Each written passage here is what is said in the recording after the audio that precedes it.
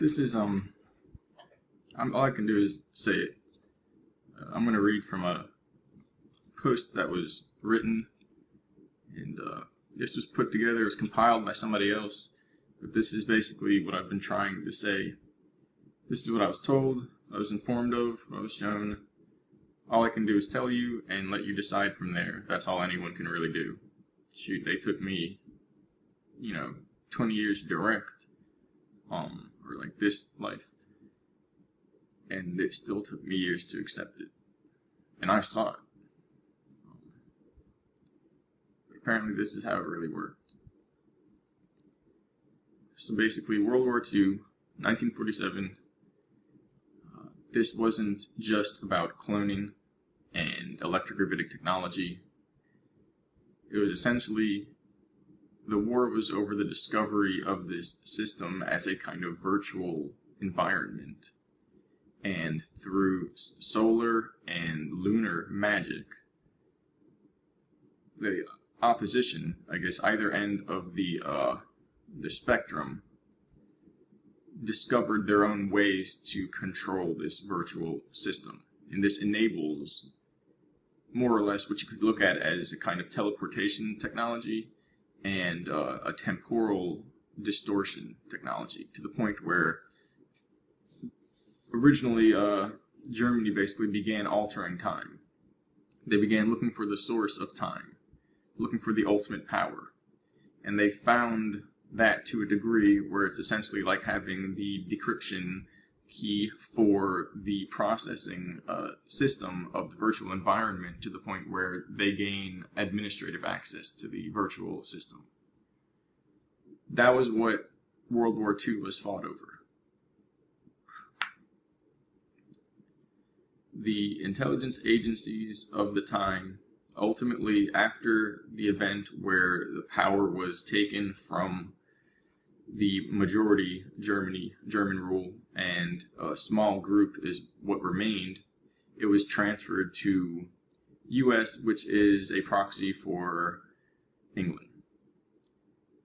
At that point in time, it was decided to enter into an agreement for an ongoing operation to enable an active live update system operation for monitoring the entire world. Basically, the global intelligence, global surveillance system began. As I've been explaining, when you have a powerful enough system to watch everything, to contain the same detail, the richness of detail, as the real thing, okay, whatever you do to the sim results in changes to the real thing. So, what does this mean? Where events change, so on and so forth. At this interval, it was not events that were changed. That was previous. What happened at that interval is that they then made a complete separate replication of every single event and every single person down to the molecules, because the people are what matter. You can replicate trees and bricks and stuff like that, but if you replicate just the population, or the key amount of population that has the intensity or the higher level of consciousness, like maybe the first 11% of people who are awake, then their consciousness will replicate the entire realm. So they took a group of people, replicated them genetically, and created a virtual environment, and that virtual environment is the situation, the system that we're in now. After World War II, we left the original organic environment and went into one that was created within the time field of the original, meaning there's a timeline. Okay, we left that timeline and now we're in one that's a pinpoint, but when you zoom into this one and you go from the original down to that layer, it's this long. It's the length of an entire universe. That's how it works. There's no limit. Well, there is, but it's down to different factors, to the point where those who haven't been paying attention or don't know, they can't tell the difference, basically. Sorry, I just took a shower. My skin's real dry. And so others, those who have seen, those who have witnessed what's going on, they notice the glitches, the so on and so forth. Deja vu is basically a large, or a prominent ripple in consciousness from these types of situations. Dreaming, in a way, is a type of internal simulation. So when you have deja vu out here, it's because your dreams are overlaying with the actual reality. All the forms of control and magic, so on and so forth, that's the way you implant or you program and insert commands into the system. So operating through the people, the media, unto the people, to the masses, that's one way of guiding the Earthship, guiding the simulation. As well, they can then create, okay, you need the people, say like a bunch of mice, bad example, in a cage. Well, now if you need 11% of the population in order to get the rest of them to have an effect, well, what if you just create 100,000 fake mice? You just grow them on the spot. And they're not fake, but that's the point. You invented them. So now you have those, and then you tell them things, and they believe in what's going on, and now the mice environment changes. Of course, terrible example of animals, but that's what it is. Now you have the controlled population. It's like the control of an experiment, only I guess it's like reversed, because the experimental factor applied to those, that dynamic, to those controlled elements of the population, literally clones and cyborgs, it initiates control over the organic population, as long as the organic population doesn't wake up to what's going on. Using this, they literally created a simulation within a simulation, after finding out that all life, all places, it's a simulation. You can't have the real thing. Real thing would be everything at once, which is impossible. Your brain would be the amount of information of the universe. It doesn't work that way. And so all you can have is a step-down effect from a very, very high level, a pinnacle, where there's basically no time or limitation, and then you introduce limitations, gradients, friction, rules, basically like inefficiencies, loss of power, and so on, because then this will have an effect of slowing down and creating the possibility to experience linear time, or basically the lack of the totality of information and knowledge, and in that way to step up back into learning what you knew originally. But you come from a place of knowing. That's the point. So you step down into these ignorance-based dreams in different degrees. All they did was create a new dream within the dream, more or less by restricting the amount of information that is accessed through the morphogenic fields, and therefore through the DNA and consciousness, and pretty much put everybody into a trance, into sleep. It was literally like a bomb or something, or HARP, or the radio waves, that goes off and shuts off certain parts of the DNA or the collective memory and puts people into a trance-like dream state, while they, in the behind the scenes, have memory of thousands upon thousands of years of collective time, and now all of a sudden the population only remembers 50 years. The point is, that gives you the possibility, the capability to pause and realign and change events and reset time, basically. That's why these glitches are coming out now, because they've been resetting time, and they have the memory of hundreds upon hundreds of years of resets. Everybody in the population that's in the server environment, in the arena, okay, in the operating end of the, maybe the experiential end of the system, they don't have access to that memory, because they're still relying on the program code, if you will, that's being projected out from the central processing, the command system. And so by going into your own command system, you can see what these things are, how it works. So when that occurred, they went in and altered the systems to create an eventual shift that will bring about the West as the savior of the world from the disasters that they've invented. It was explained that this was not literally to screw people over, but because everyone had inadvertently, because humans themselves can't seem to get along, inadvertently caused these types of dystopian, almost apocalyptic type scenarios, where because of ignorance being used as a profit, and people not being able to overcome their own differences and work together to solve the situation, the problem, that it's going to end up having to require some type of catalyst or suffering, or basically big event. And it's often described as World War III or Apocalypse or Armageddon. Armageddon is World War III. The apocalypse is the unveiling, where we finally understand what is going on and realize that it's each big event is just a nodal point on this simulation that ultimately is used as a reset.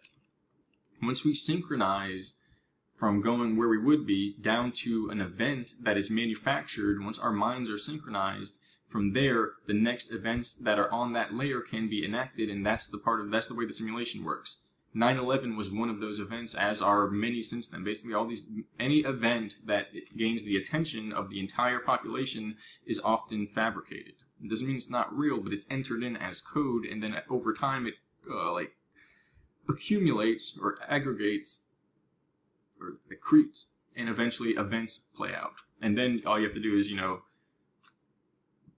enter in as code, and then imagine certain groups are kind of funded that have certain tendencies and certain desires, and you give them like the go-ahead without telling them to do it. Okay, so it's going to happen, and they control it kind of like puppet masters. And so the other aspect of this is that is why time, organic time, doesn't exist anymore, because as soon as you begin entering in, imagine you're playing Nintendo 64, I know I bring up Nintendo 64 a lot, you're playing that. Okay, you have the Game Shark, or just a video game with the checkpoint, or something like that. Or you're cheating, and you found a loophole. And your player dies, and right before the screen comes up, marking down the amount of lives, or the score, you hit the reset button real quick. And you figure out you can get every point to where you need to go, and as soon as you mess up, you run out of lives entirely, and if you die one more time, the whole game resets, and you got to start all over from the beginning. Well, you have that reset point where you're hacking the system. Okay, so at that point, your runtime of like, oh, you beat it in 2 hours, that's a farce. No, you didn't. You spent 3 weeks at that game every day. You feel me? So that's how it's working. That's how it doesn't make sense. That's how it's not real. And if we could contain or gain the memory that's accessed through beyond the holographic projection, beyond the computing system that's relative to this realm, then you would see so much stuff that it would make your head spin, which is pretty much what happens. And so, that was between 1947, where the sim began, and then towards the 80s, what they called the harmonic convergence, which is all there, they made it up, and then into the 90s, basically there was the beginning of the collapses, which were more or less inadvertent resets that were required to stop the character from hitting rock bottom. And everything from then on has been scripted entirely, and basically a hack job. But it's to make it work. It's to make it so that we don't have to start all the way over 10 billion years ago or whatever it was. Nobody probably wants to do that. But the point is, what I was shown is that every few years, the cyclotron, I think it's called, is used to project consciousness into this realm and overlay a checkpoint by checkpoint time scale, time code, which is 100% manufactured by their mental programmers, by their basically psychological magicians and the scientists. And so, more or less, every few years since 1999 has been manufactured from scratch, or by cutting and pasting, kind of like beginning programming when you buy or get blocks of code instead of writing it all yourself, and you piece together a program using code that other people wrote. So they get people in the population, put their memories together, and project it out, and we have a world situation, a storyline from a dream world that is based upon an original storyline. And so the paradox is, what if you get to the original layer and you see the same thing was being done to create the world? It's just rows and rows, like a Rolodex of copying the last one. It's really not like that, because there's a pinnacle where you get to the supreme. And but that's what's been happening, at least in these projects. I know that, either they're telling me that and showing me basically that, or that's what's going on, and most likely that's what's going on, and it's to a degree more intense, and that's just what we're being told now. But the idea is, so since 1999 or 1996, and we call this as well the invasion, because we lost. If we lose tether, we're on this Rolodex of simulations, and we lose the timestamp of the original simulation, or aka how many times we jumped forwards and back, how are we going to get back to the original? We can do tests, but the whole point is, what if the people that know how to do the tests are all lost? Okay, that's also why immortality was important. The point is, if everyone that was involved in that was lost, no one knows if the people inside the sim would ever make it out.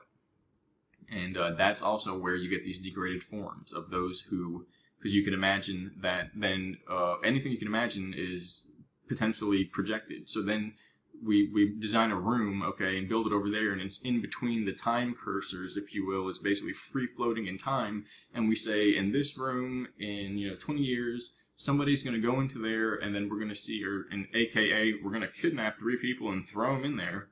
and then we're going to see what happens when we send it out into the future and bring it back, and a billion years goes by. And so they open the door up, and it's like other beings, non-human entities that degraded over billions of years, that basically opened up into their own virtual world, their own simulation. And then you get universes in universes, and you get these it's a very convoluted mess of paradoxes that we really don't need to be dealing with right now, because it's going to induce a lot of shock. But eventually, the point is, why don't deal with it? What could happen? What could go wrong? What is going wrong? What is it? Okay, we don't want to destroy the organic native sim. That's the point. The native simulation is the anchor, the seed point for all the other ones. That's Earth.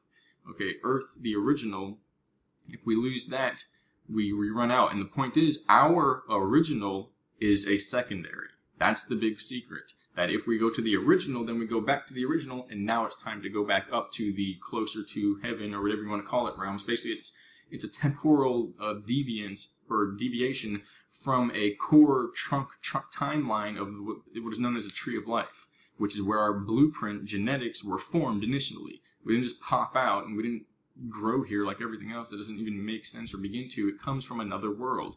The original Earth that we know as native is a secondary. The one we're on now is a farther than secondary. It's a secondary of a secondary of a secondary. And then the original is a higher dimensional alternate, where it's basically just a land of abundance. And the point is, between there, then, here, and now, there has been all these experiments that created these non-humans, that opened up alternate dimensions to these what-if realities, where there are other people who degraded, and they've been trying to get in and run the show, because if they run the show, then people never get out. That's the whole point. If they put themselves in the doorway, block off the portals, which are simply a way of looking at, it's a stairwell from one level to the next, okay? All it does is take your form here, an orbular area, whatever, and it changes the energy to shift your energy. So the point is, going through an energy change, an interdimensional transfer point, you look at it like a wormhole or a portal going to another area of the simulation, the universe, the dimensions. Point is, if they shut them all down, block them all off, and just keep replaying time, then they run the show, and it would be worse than an invasion and having a prison planet. It would be a prison universe at that point. And so, since this began, this hijacking and shutting down, we've been jumping from sim to sim. Since then, you can change the sim by altering one event, and if you alter one event and it's minute and controlled, it won't change everything over the long run. That's what we've been doing. Eventually, you do enough of those, you get these big long run changes. That's what these glitches that people are noticing are about. Remember, this is from first-hand experience. Didn't read it. I did it myself. I'm an operative for these groups. How it works. I also, I'm going to try my best to help you out. Keep up. Yeah. Just keep up. So, and the rest is kind of weird. It's about political powers competing for groups, and ultimately they have their different view over what the highest form of the master race should be and could be. Really, I think everybody can, in a way, merge and live in a, type of utopia, but it doesn't work that way. My version of utopia, and this is the truth, everyone knows this, your version of utopia, my version of utopia, sure. For now, they coincide. In 10,000 years, when I gain master immortality, teleportation powers, whatever, and your country does the same thing, and your utopia does the same, eventually they're gonna coincide, and then they're gonna have a clash or an opposition of beliefs or expectations or intentions. Eventually it will happen, that's the point. And so it's not about forcing one another to coincide or conform. It's about either taking it and then making it so that no one can fight, because then there's loss of life. And if you just alter the sim, it's whatever, which is disgusting, but that's what it is. Instead of war, it's about literal absolute dominance. Or it's about being compatible with one another, in essence, being able to disagree. If they want to go over there and do that and have their own island, their own Earth, as long as everything is transparent and everyone knows what's going on, and in that sense, everyone can kind of work together. That leads into a kind of one world religion, but that's not really what this is about. Because right now we have a one world religion, and it's fight everybody and throw stuff at each other and get mad at everything and don't work together. Okay, that's what it is. That's the religion of this place. That's how people act. And so again, the masses, the projected people are being used to create the layers of the sim as it goes, and they're using organic native power or memories, but then they're projecting them into the minds of hundreds of thousands of literally cybernetic, genetically altered, created clones, and that keeps the realm going. It keeps it like ticking along this basically artificial time code. The rest is weird political stuff where all these intelligence agencies and groups are having their, basically, it's like, I don't know how to, describe it. It's literally like the strangest version of a spy movie with time traveler and Star Trek. It's literally like Jurassic Park mixed with Star Trek, mixed with Jason Bourne and was it Defenders of the Galaxy? Of course I'm going to mess up that title. It is Defenders of the Galaxy, I think.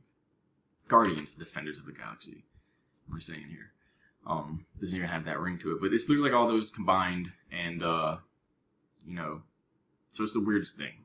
And I don't really like talking about it because I don't, I'm comfortable. They always make fun of me. I'm comfortable with stuff like this, just plain, plain as you can be. And they're over there making universes and flying in and out of portals and trying to manage civilization, and each one's trying to one up each other. And they have a truce where no one kills anyone. You use clones, you have your kicks, you do what you do, but if you get outsmarted, it's like paintball or airsoft, you get outsmarted, you're out. Go over there for the next 10, 20 years, whatever it is, or jump in a new form, a new clone. They don't strive to kill one another.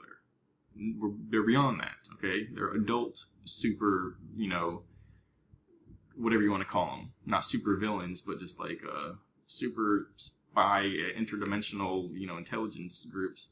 But if you get out, then it's like a video game. And there's referees, though, and the referees are higher ups, where they're not going to interfere, but they're going to enforce the rules. And they can be anywhere and everywhere at once.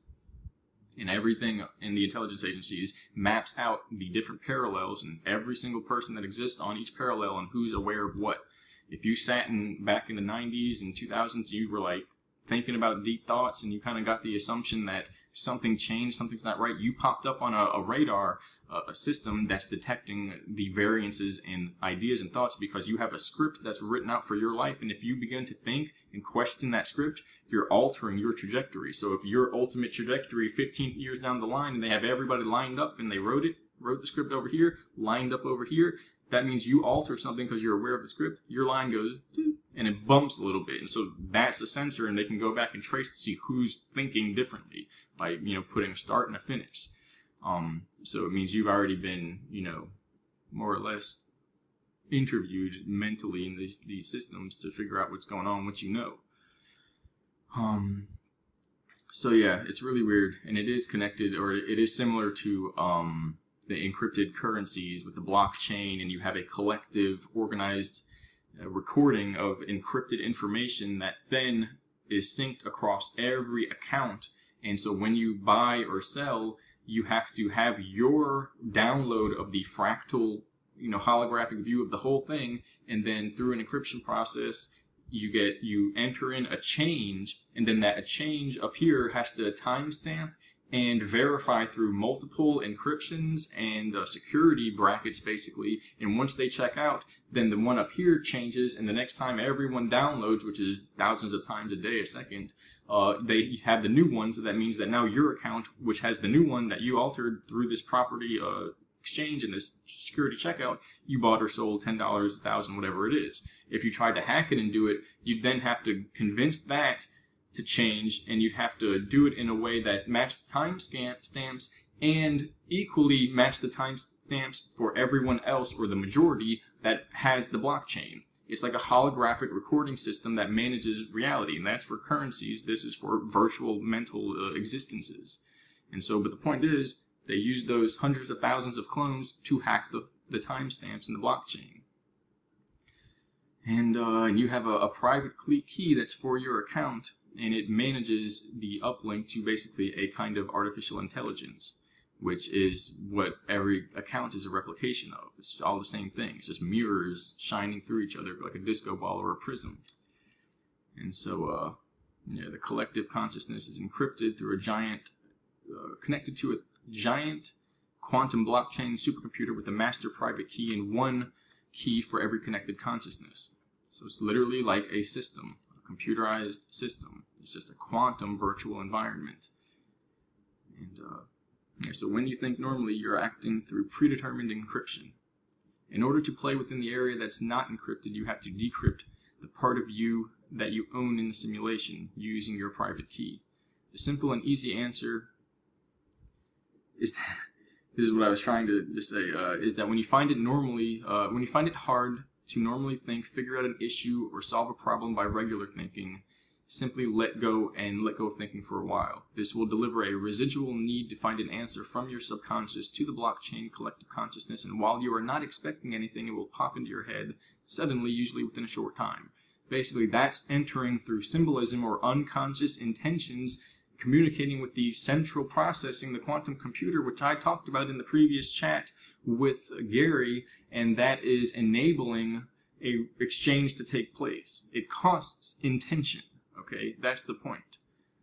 And so, and you can also send any message to anybody using this message or method by thinking through your subconscious, but this needs practice and patience, and the message will arrive when the recipient is ready to receive a decrypted alert through the blockchain. This is basically how the matrix works. I just wanted to keep that short. It is really weird. It took me this long to really come out and say it, but they told me they restarted time because the war was all about figuring it out, that this is a quantum simulation began by a previous simulation or civilization, a native version of humanity, and they decided to see what would happen if they started a 100,000, 100 million year old simulation back in time, and we popped up out of the ether, basically, the aether. But as well, that means we must make it to the future, because if we don't, the experiment fails and everything that happened gets wiped. Because how could you go back in time, play a video game, but you don't finish the game, and then you go on to do something pivotally important, such as writing a book about the game or entering what you learned in the game into the Hall of Records or something. The point is, if we are to make it to the future, it means we must complete what we came here to experience, and all we did for that is to know who we are. To know the future. It doesn't make sense. It's a paradox. We came to the past to know the future, but in a sense we came to the past to forget who we are in the future, and in that way know and learn again. And that's the whole point. But you're doing that every day. Every day you wake up and you don't remember your dreams, or you know what you dreamt. Okay, well, guess what? That's what's going to happen that day. Or that's what happened the previous time. And it's an experience, but it's like an experiment. So yeah, I just want to keep that short. Look into this. That's what it was all about. That's what this information is coming about now. They're avoiding a hard reset, which is where the game's done. You hit the reset button so many times, the button broke, and now what are you going to do? You're going to risk it? So we're trying to figure that out, and apparently it's solved. As long as you can handle this information, you're good to go, because there's an encrypted channel that everyone who can handle this can fit into, and it's acting as a safe transfer point or a safe passage for anyone. The strange thing is, because of the energy levels, some must not be able to handle it. Some must stay, basically, because they didn't leave. They didn't come in. You can't take the video character and bring him out of the game. It only works temporarily. For instance, you bring him out of the game, okay, you keep that game on, now they're exploring the real world. That's what's going on. There are avatars from inside the sim that are out in the actual reality, because they're switching positions with original humans. They're being little meanies, if you want to call it that. And they're soul stealing. That's, the 13th floor of the dude trying to kill the other guy to get out of the sim. That's what they've been doing. That's what that whole movie was about. It was about the projects. The point is, if that avatar system shuts down that sim, that guy that's out there instantly disappears. And so, it's a big ball of wax. It's like gambling with the universe. I just want to keep that short. Thank you. Another aspect of this, what I forgot to put in, is that before this began, time was one connected flow, kind of like a dance or emotion or something of the sort. As soon as it began to reset, the blocks that are reset are separate systems. Each is a universe into itself. And so it means that each is going to have its own theme or its own underlying script, and it's due to the person that is used, the brain that is used to format the structure. And so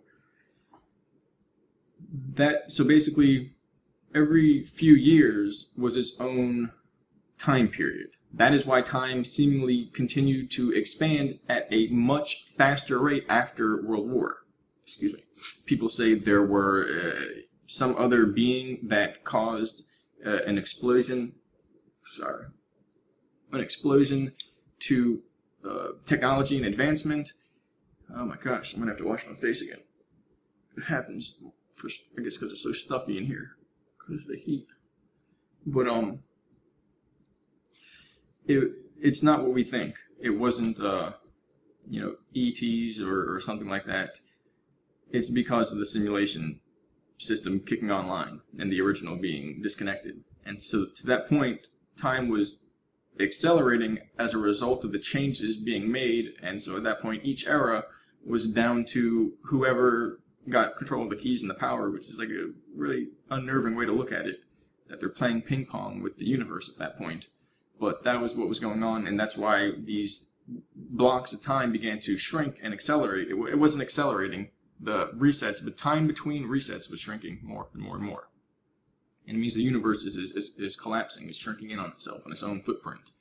And so then the point is, the goal is to get out of that and have one long projection into wherever we're going to go. But the point is, if that's not done properly, you get out of that into one long projection or one long trajectory of time into a reset. And so we have to overcome the reset. The reset is the Ouroboros quantum loop that the people in the secret societies and projects have always known about, because it's been happening since the beginning, but the beginning is the end because we're in a loop.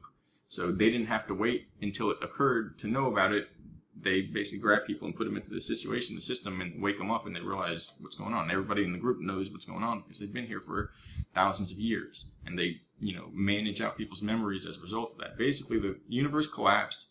To fix that, they made a fake one within the old one within the split second before it collapsed, and we've been in that trying to figure out a way to merge with the other side of the collapse to bridge that gap since then. Apparently, they figured it out. It's a bunch of weird systems where they figured out loopholes of how to transfer us through a kind of quantum bridge, a temporal bridge, which acts as a transitory timeline or a temporary timeline into something else. But the point is, the other side of that timeline, this is the clever, quirky way they have of solving problems. We have the issue of the universe collapsing. How do you fix it? Invent immortality and kill death. So it's kind of like overkill, overshot, but the point is, the end result, the exemplification of what the solution is to fix every problem that ever existed. And then what? Well, then we become like gods, and the civilization no longer needs time, so time collapses. What do? Become eternal, immortal beings that no longer need time, and every single physical limitation is gone. Wipe out the problems of every possible universe and merge your parallel with the supreme pinnacle parallel that is also the origination of all simulations in existence. That's kind of how it works. In the same way with these projects, with these betterments of society that didn't get infiltrated, and all of them got infiltrated, but the beginning of it was the mystery schools to take the mind and enhance a person to the point where they're spiritually, mentally, physically balanced, and they're the highest potential version of themselves across any possible parallel reality. How do you solve your money issue, your emotional problems, your relationship problems? Become the enlightened one as a little g god of your own universe, the master of your destiny, and always in respect to the true creator. But that's the point. There's an artificial one, because who's the creator if you're in these quantum resets and things like that? There are also fake creators that have been messing around with things, but that's their trend of solving the problem. You stub your toe. How do you solve it? Basically, this is a terrible example. I'm going to get, this is like the stupid stuff I say. How do you solve it? Become immortal. I was going to say something else, transhumanism or something, but that's what it is. Become a spiritual, eternal energy being. But that's the kind of idea. But that's what we have to do with this civilization. The point is, it requires that we complete all of time and all of these disturbances. We max out all the checkpoints, and we reach the next quantum layer of our civilization, we go to the next level up in a very, very condensed amount of time because somebody messed up the playing field. Somebody broke the board, and now it's literally going to die. It's going to take a nosedive if we don't do something fast. So all it means is that because of this added stress, these catalysts, that we have to accelerate very quickly through all the issues, which is basically the underlying plan of those kind of in this situation saying, well, the more suffering, the more stress we put on people, the more torture in a way, the faster they're going to evolve. The point is that was enacted because somebody else did it by saying, no, we don't want to help anybody involved. We're just taking our stuff and we're taking their stuff, stealing stuff and messing things up. That was the error, the fall of grace, okay, that was then necessitated the requirement of a massively accelerated transition into the next civilizational level of awareness. And it's all based upon awareness and consciousness. We have to become supreme consciousness systems, basically, people. And ultimately, this relates to collective consciousness and waking up as a collective and no longer being like a herd pack of animals, but as well not losing the individuality and becoming purely like a cyborg race. So all the kinks have to be worked out one fell swoop, one go at a time, or all in one complete go, and that's how it works. Basically, the time resets, they create these ripples, these disturbances. So the way to do it, they programmed in the trajectory from the first problem, the monolith coming down, the Prometheus and fire, the fall of man, the separation from heaven, the higher and lower, the rebellion of heaven from the angels, etc. Okay, the demiurge, the Nephilim, all that, okay. They put that there, and now we have to go from one civilization from there into the next civilization and create a single, perfectly time-stamped, because that equals that time-stamp is consistent and solid, and it will merge with the higher universe. If it's broken and hacked job, the universe isn't going to take us, we're going to get spat back out the end. And this is our last chance, because we don't have any more energy. And so the point is that we have to do it all one complete swoop, and this is this civilization. This is why we're figuring it out now, because we've been doing it this whole time. And the other times where we didn't get it, it didn't work. Okay, well, we don't know about that unless you plug yourself into a cyclotron or something, some of these devices, the chair, whatever you want to call it, and they download memories. Other than that, we don't know about the times we collapsed into the void and it didn't work. That's the point. The fact that we're waking up now and seeing all these things, these errors, these glitches, these deja vus, these wake ups, okay, the awakenings, that's because we're literally teetering on the edge between this universe and the next. Or it's not a universe, it's a temporal layer. It's you call it dimension, it's really a reality stream, like a parallel. But none of those equate to the definition, at least as far as I was informed. Meaning they literally said, those words are like, okay, but that's not how it really works. And the words they use, I never really can remember, because it's like a string of 10 different words that sounds like they're just making stuff up. It's kind of like the way chemicals are named, which all is not made up. It's all, obviously scientific. But, and again, science is religion, religion's science. It's all backwards. Everybody, people say it's the opposite. You're either religion or science. No, you're religious, you're using science. If you're scientific, that's religion, okay? Unless you know that it's magic, because it's really, I'm just going to lose people there, but that's what it is. The people, the scientists, don't have anything to do. It's like the real religious figures, the Christed ones. They come down and it's like you're eating pork, and you watch this smut on TV, and you use this language, and you're supporting your clothes. And he looks into their clothes because he's a spiritual, telepathic, energetic being, and he goes, this was made by some poor child brown kid in Bangladesh that died from overwork and exhaustion last week. You're parading around in their blood and sweat and tears? What is wrong with you people? Oh, we worship the one. No, none of you do. But then the scientists that are like, we know about this and this and that, and this is what we do here. We do this for money, and it's like you lie to people. Everybody's medicine is killing them. The political system, your view of the universe is that you came from what? That time is enabled by this? It's like, you made this all up, right? This is a joke.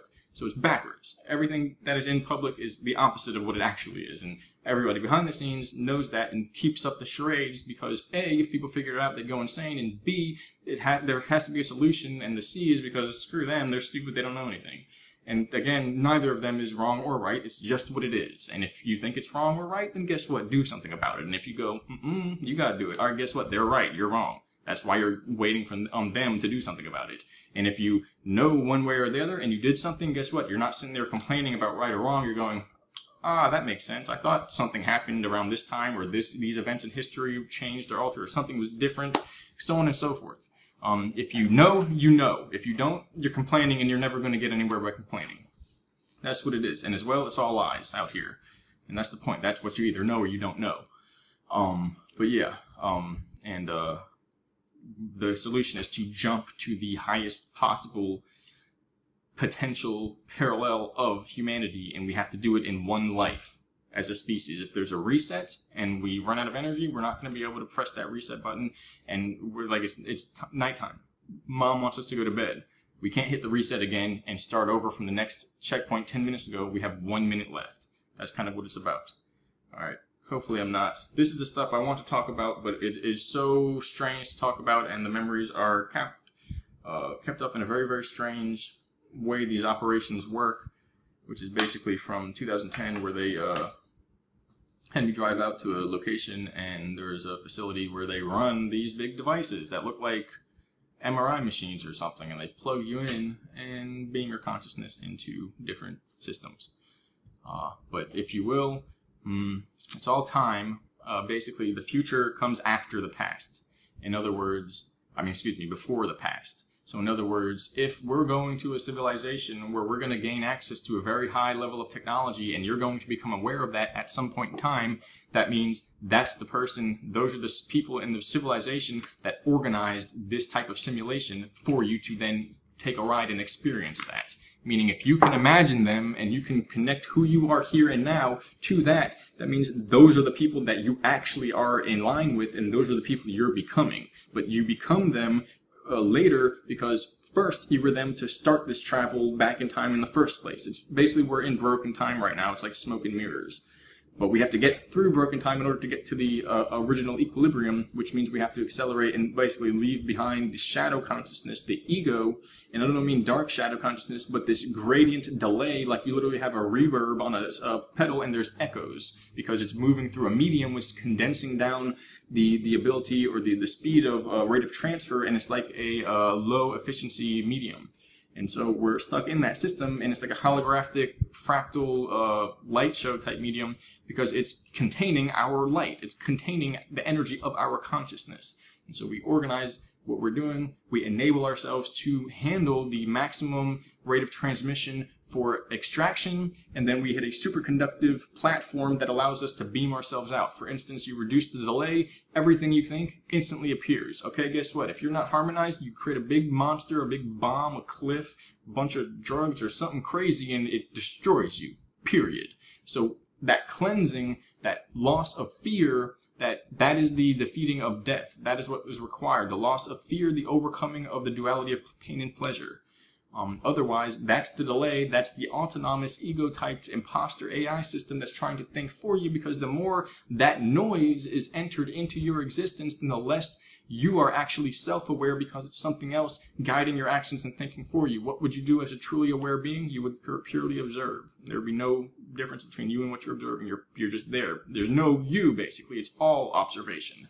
And somebody who's really egotistical and he's got the clothes on his back and the house and so on and so forth, and it's all his idea. It's his idea of him or her, and it's not like, well, I'm just the one who owns these things. It's not my life that is represented through that. The person who's entirely egotistical, there's no self-awareness there, because the self-awareness is a spiritual thing that's watching all these things and has no physical definition, but only a correspondence. And so the point is, we have to merge with the highest version of ourselves, which is a purified body, a purified mind, and a purified spiritual form, or in other words, a balanced, harmonized spiritual form that is equidistant from the different effects and ratios, meaning you couldn't tell the difference between either or, because they're all one, they're harmonized.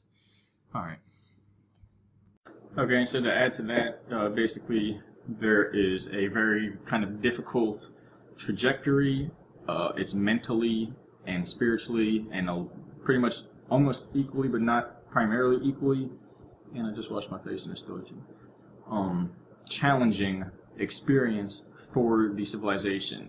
To succeed, what we have to do is survive mentally. It's not about physical aspect of survival. We have to mentally transition through what is happening and maintain connection with the true self without letting the ego literally replace us and replicate us. That's part of this explanation of the droning and all that. The underground species are the ego, the shadow, fallen, bad brother version of humanity. It's what humanity can become if ego takes over and the bottom becomes the highest, and now sex, murder, death, so on and so forth, desires replace the pinnacle of awareness, okay? And that represents another physical form of like an animal.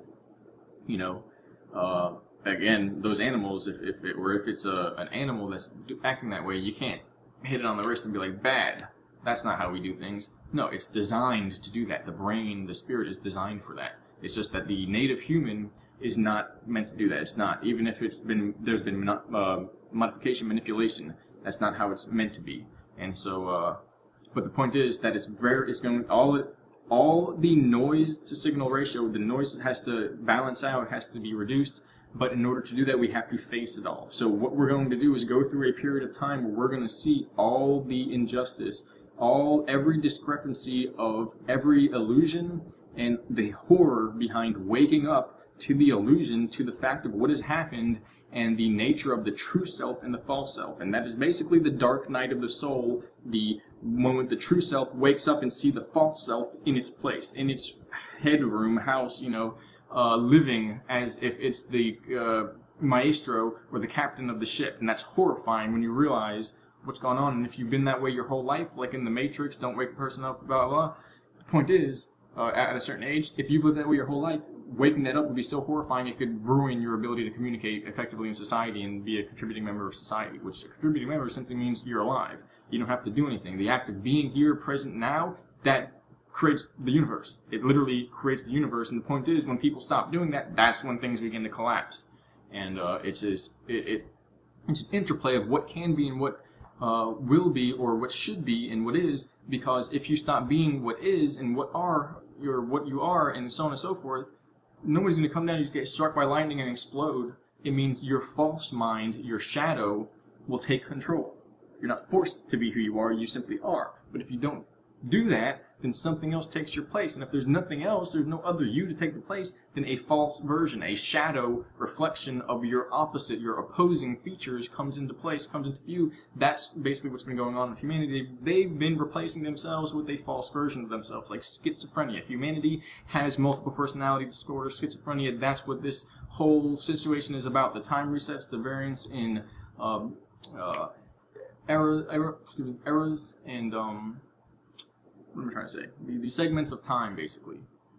Why we've been changing in various ways, and they've been accelerating. Well, it's because our personalities, our various split personalities, are seeing each other, and we're getting more of them, and so they keep having to shuffle through them so that they don't acknowledge each other. That's what I'm trying to say. The waking up is when all the parallels, all the multiple split personalities merge, and we finally wake up and remember what we did last night and what happened this morning and last year at a certain event, and we remember all the injustices that we took part in because we're crazy in order to accept this place and accept what's going on, even though it doesn't make sense. Some parts of us knows what's going on, and that's why we're accepting it, because we don't want to face that truth and have this conscious version, along with all the other ones, come to the same room and meet each other.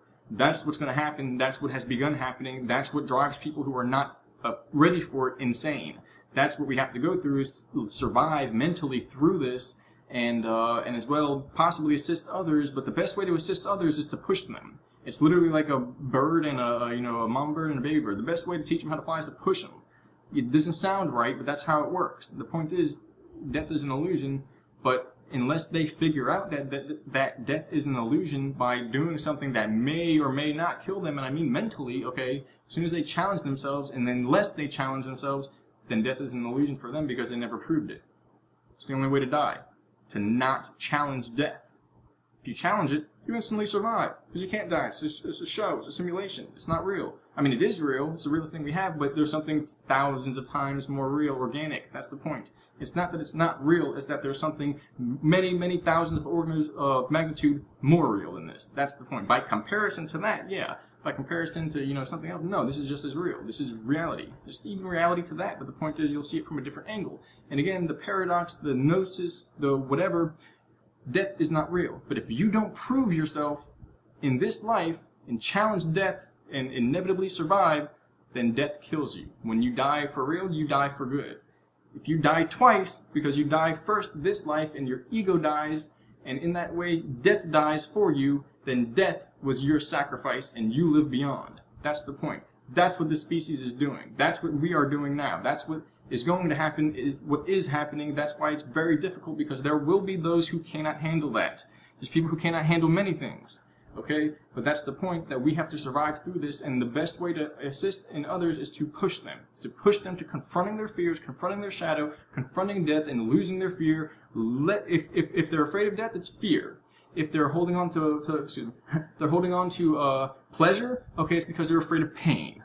It's a duality. Like I said with Gary, one is the other. You get pleasure, okay, it's like an inverse with sound or sensory perception. You get a very loud noise, okay, there has to be a blanket background of a recess for the nerve cells in your ear, because afterwards, if not, you get a high-pitched hearing sound.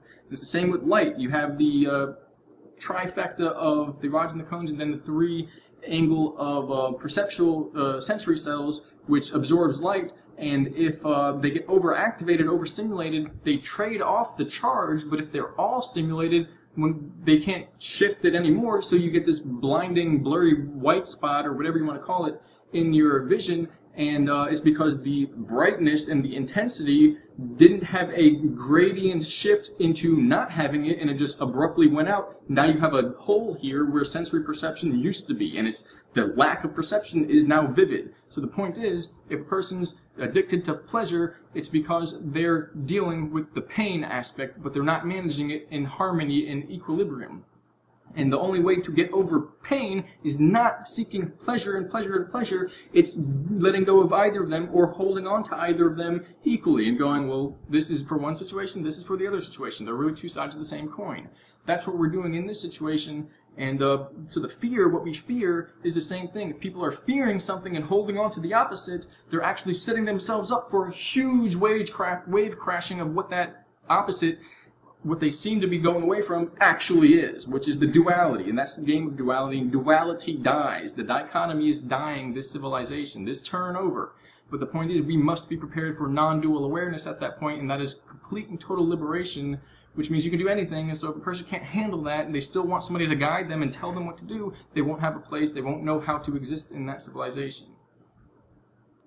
So in other words, you will have to know yourself fully. You will be liberated from the lower aspect, and it's not the lower versus the higher, but simply not having control. That's the whole point. That is the dichotomy, the duality, not just one or the other that is limited or brought away. It's the whole thing merging into a non-dual. In that sense, you will know yourself, and to survive, you'll have to know yourself. So it's not that you'll truly have to do the hard work here, although this is the most difficult point, is that you'll have to be able to handle what will be automatically sent to the population, what will be moving through the revelations that will be coming out. That's why it's related to a lot of prophecy, although a lot of it is false doctrine. That's the whole point. And it's to get people to get complacent with the dichotomy system. The duality is the false doctrine. That's how it works. The physical world, the illusion, it's like ping pong with energy. It doesn't exist in the way we think, at least not in the higher world.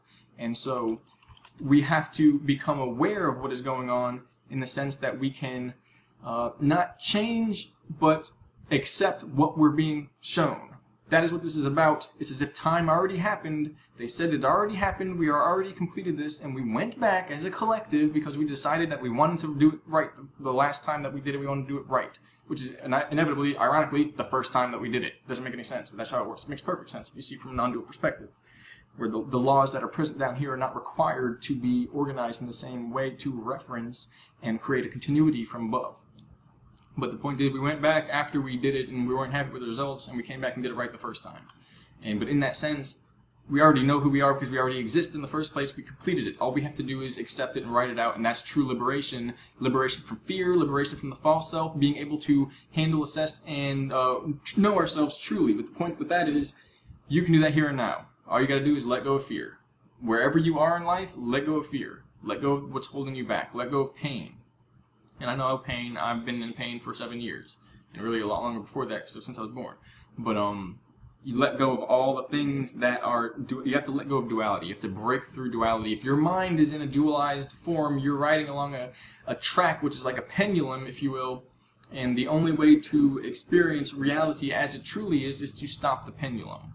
Which, if you're still in a physical form, means time is broken for you. If you can manage the cycles of your body changing as energy now, as liquid etheric energy, shemin, okay, for the nafesh of your spiritual body, okay, at that point, then you will not require a physical time code, time scale of planetary bodies or a clock or atomic ratios, whatever it is, to exist. In other words, you will be able to merge into eternity. That is what is happening to the civilization. It is becoming an eternally present civilization. It is our ticket, our stairway to heaven, our chance to take the journey, to take the ride. And every civilization that came before us did this or is doing it now with us here. And that's part of what these operations were and are for the military and these secret societies, so on and so forth. They took the genetics from every other civilization and bloodline and group that didn't make it, and they put them in this civilization. We're all here now. The whole world, everyone is here now. And the point is, afterwards it won't be like that, because it will be back to an organic, native type of experience where everything is guided by merit and mind.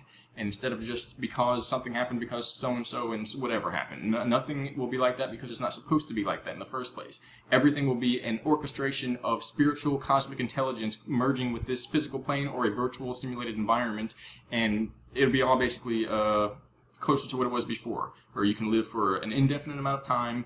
Life is kind of like a magical collusion of mind and spirit, and form, and like mechanical or geometric form, and it will be much more guided from a kind of cosmic perspective at that point. Right now it's like a free-for-all, in a worst way. But that's the point, that the difficulty is the fact that we have to accept that we already did it, and what we're going to see in knowing that, and that our pain that we're holding on to, and what we're afraid of, that, oh, we can't do that because we got to worry about this, and we got to have this to tell us what to do, and time has to be broken down, and we have to be restricted this way because you got to do this, and everybody knows if we don't do this, blah, blah, blah.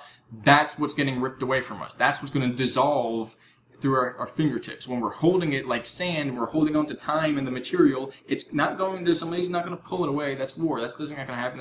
In other words, they pull it away, well, guess what? Somebody's going to put it back. What's going to happen is it's going to turn to dust in our hands, and we're going to see that it never existed in the first place, and it's an illusion, and the veil will rip of time, and the difference between the unconscious shadow and the conscious mind will merge back into one. The front and backstage will, the curtain will rip, will tear asunder. That's more or less the most horrifying thing you've ever seen if you're not used to it. Once you get used to it, you're like, oh, I get it. It's like a Truman Show, and we're running the show, but we just take these little trips to forget and go back in time in a way, and then go on through the experience, originally as spiritual beings, but then beginning as physical beings, merging into the spiritual realm. That's the point. We're going to get launched into the spiritual realm. And on the other side, it is different, to say the least, but the same thing, just a different ratio of energy, meaning there's just abundance. There's no disease, death, suffering, so on and so forth. But in that sense, it doesn't mean that there's no suffering purely, because if there's no suffering purely, there's no pain, there's no pleasure or enjoyment either. It's the fact that neither one or the other controls us wholly, and we're at that point, we're just spiritual observers having a ride in a type of cosmic roller coaster. And in that sense, it's really not even a cosmic roller coaster at that point. We're sitting and having tea in multiple dimensions at once. It's very calm and relaxing. And that's the other side. If people have near-death experiences, so on and so forth, and they see the other side, there's all this panic and worry and whimsy and stuff, and then all of a sudden it's just like, I think I got very calm. I just kind of like sat and observed. It was beautiful. I didn't have to do anything. I didn't feel like I was rushed to go anywhere or anything like that. That's what we're actually doing right now, and we slipped into a daydream, and when we daydream as spiritual beings, we create universes. That got managed by an aspect of our civilization, which was an operation to go back and to retrieve the fallen, forgotten people. That's what it means, fallen, forgotten, is because we forgot we're in this situation, and an operation, a segment of our military and government and secret societies formed a group, a kind of collusion group, there's a word for it, a